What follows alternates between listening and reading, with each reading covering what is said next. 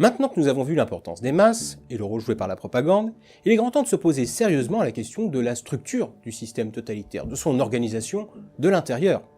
Alors de loin, tout ça semble assez binaire, avec d'un côté le chef et de l'autre tous ses adhérents qui vont lui obéir.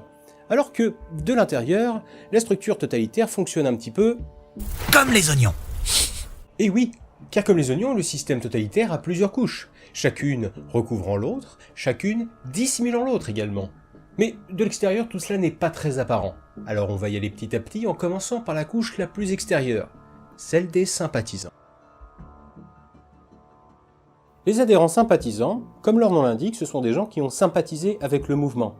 Ils ont leur carte au parti où ils sont susceptibles de l'avoir, ils sont globalement satisfaits du système totalitaire qui a pour gros avantage de les faire rêver, et ils vont servir de vitrine au monde extérieur. C'est la partie la plus visible de l'organisation si vous voulez.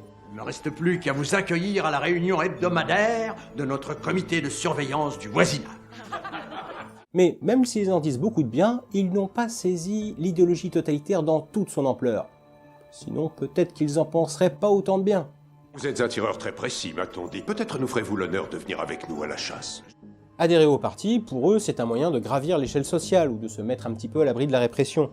Ils le font donc par intérêt, sans être prêts à sacrifier leur vie pour le mouvement. C'est pour cela qu'ils n'intègrent que très superficiellement l'organisation totalitaire. De l'intérieur, ils sont considérés comme les mous. Janet Barker vient de mettre au monde des jumeaux. Nous lui adressons nos félicitations. À tous ces gens, on va leur trouver une petite place, pour qu'ils continuent à dire du bien du parti. Mais pas un poste de responsabilité, faut pas déconner. Mais attention pourtant, le sympathisant adhérent, il peut très bien se retrouver au Reichstag ou au Grand Congrès de Corée du Nord. Tant qu'il applaudit et qu'il fait ce qu'on lui demande.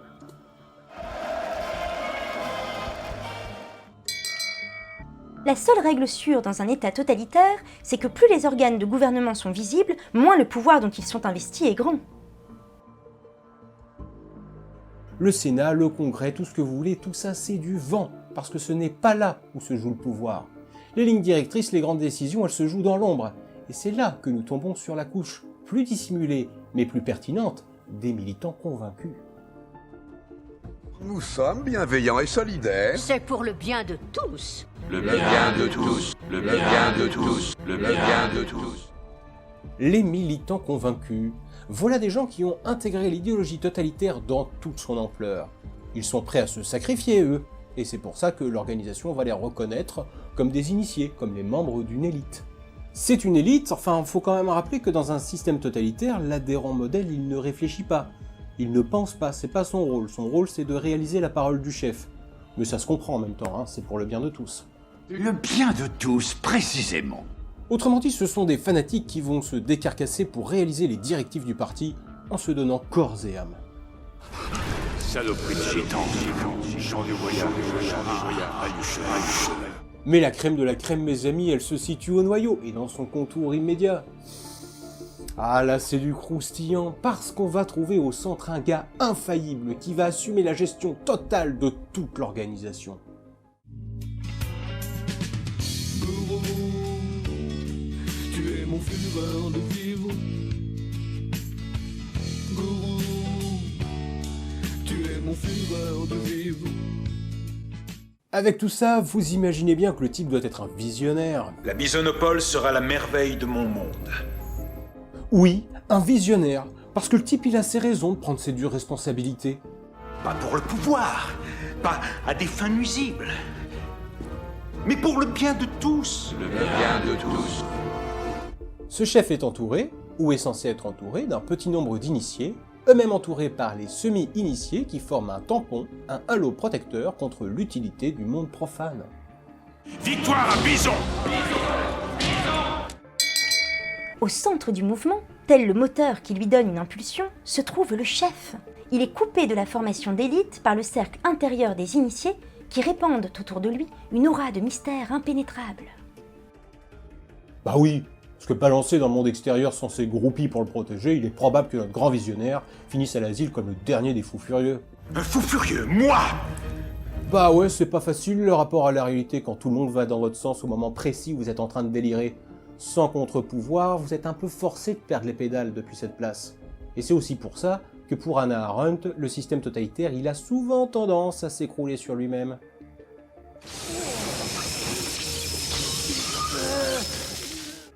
En gros, ça ressemble un peu à une secte comme fonctionnement, puisque tout s'organise autour d'un gars qui est porté par une vision, et qui a autour de lui ses adeptes plus ou moins purs, en fonction de leur dévotion. D'autant plus qu'une secte, c'est un système pour fédérer toujours de nouveaux membres, et ensuite faire le tri et répartir ses membres et leurs responsabilités en fonction de leur foi, de leur sens du sacrifice. Plus vous êtes dévoué, plus vous pouvez vous rapprocher du maître et de son aura du pouvoir. Autre point commun de taille avec les sectes, c'est que nous sommes face à un groupe qui se définit par opposition aux autres, à tous ceux qui ne sont pas membres. Par contre, grosse différence avec les sectes, c'est que pour le gourou, l'existence du monde tel qu'il est n'est ni une menace ni une contradiction, alors que pour le système totalitaire, le programme c'est l'éradication de l'autre en tant qu'autre. Et réduira en poussière les adversaires, les réfractaires de toutes les nations, de toutes les idéologies. Pour le mouvement totalitaire, c'est comme s'il y avait une contradiction à ce que le monde puisse tourner sans lui. Et la manière qu'il a trouvée pour régler cette contradiction, c'est d'augmenter à l'infini le nombre de ses adhérents, faire grossir tant qu'il peut cette organisation, et pour ça, faut vous imaginer une finalité planétaire. Ça ne s'arrêtera pas avant. Jusqu'à ce que la planète soit sous la bienveillante emprise de la paix bisonique. Pour faire simple, disons que l'organisation totalitaire organise les gens dans une sorte de bulle, dans un monde imaginaire. Et si le système marche, c'est parce que les gens marchent. Alors pourquoi est-ce qu'ils adhèrent, pourquoi est-ce qu'ils marchent? Voilà une grande question psychologique. Il faut bien des avantages. Ce système, c'est censé être le meilleur des meilleurs des meilleurs des meilleurs quand même. Ce village est le meilleur, Nicolas. Vous avez vu les gens d'ici? Ils sont en paix. Ils vivent heureux. Ils vivent dans un monde imaginaire.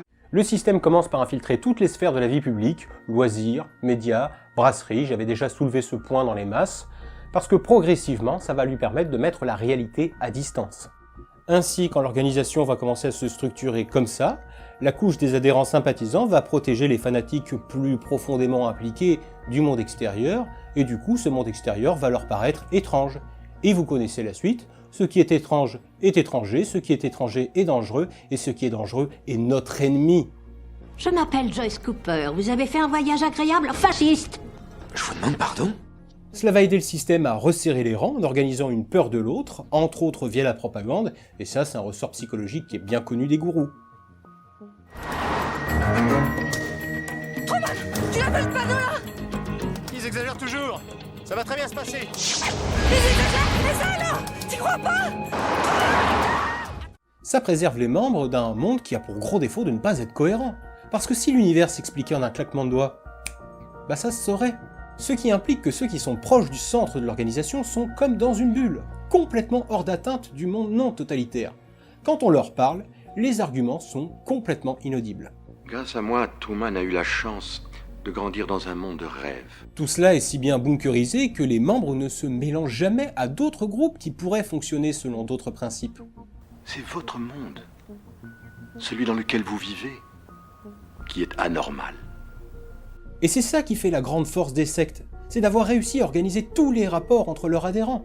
Pour cette raison, il est très facile d'y rentrer, mais très difficile d'en sortir. Car toutes les relations, y compris familiales, sont plongées et organisées par ce délire. Alors tu peux pas complètement couper avec le mouvement. Tu as peur. Et c'est pour ça que tu ne t'en iras pas. Avec cette comparaison avec un oignon, Hannah Arendt nous donne 3 grands repères pour comprendre l'organisation. Les adhérents sympathisants, les adhérents convaincus et le noyau et centre du pouvoir. Mais vous connaissez les oignons, vous connaissez les échalotes, vous savez qu'il y a beaucoup plus que 3 couches. Un peu comme dans une organisation totalitaire. Progressivement, il y a des couches qui vont se rajouter, le mouvement va s'étendre, et quelle que soit la place que vous avez dans cette organisation, vous pouvez toujours en gerter, parce que le tri il est permanent. Comme la ligne du parti est mouvante, ça crée une crainte permanente d'être exclu et neutralisé, et le besoin constant de montrer sa dévotion, de prouver qu'on fait partie de cette famille. Tous les membres vont alors carburer à fond pour se montrer à la hauteur, et ça, c'est déjà un gros avantage pour le mouvement. Envoyez le soleil.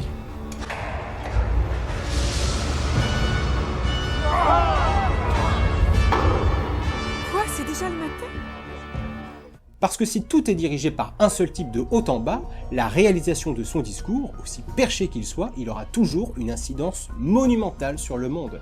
Il suffit de se laisser guider par le chef, et si l'on veut, on peut. Psychologiquement, ça joue sur les deux ressorts de l'identification et de la toute-puissance en confirmant les individus dans leur croyance rassurante que leur groupe est invincible. Et moi? Tu es le héros. Autre gros avantage dans ce package totalitaire, c'est que si les individus que nous sommes ne comptent pas, si c'est toujours ceux qui sont au-dessus de nous qui vont décider de la grande marche de l'histoire, alors il n'y a pas de problème de conscience à avoir. Nous n'avons aucune responsabilité dans la grande marche de l'histoire. Peut-être que je suis manipulé. Tu t'es jamais demandé, toi, si ta vie n'avait pas un but qui t'échappait? Non. Si les systèmes totalitaires interdisent la psychanalyse systématiquement pour lui préférer des psychologies plus pavloviennes, c'est pas étonnant, c'est dans l'ordre des choses. Ils en ont pas besoin de toute façon, leurs adhérents. Ils doivent très bien dormir la nuit. Qu'entendez-vous par le bien de tous? Le bien de tous. Mais oui, le bien de tous. Parce que le bien de l'individu, on n'en a rien à branler. L'individu, il porte un uniforme. Forme unique. Uniforme. Et à ce moment-là, il sera tout puissant puisqu'il s'identifiera à un mouvement qui est tout puissant. Puis bon, il faut dire aussi que quand tout le monde va dans le même sens, ne pas aller dans le même sens que tout le monde, c'est quand même un sacré manque de bon sens. Vous allez tous devoir m'accompagner. Non, Nicolas. J'ai bien peur que ce soit vous qui deviez nous accompagner.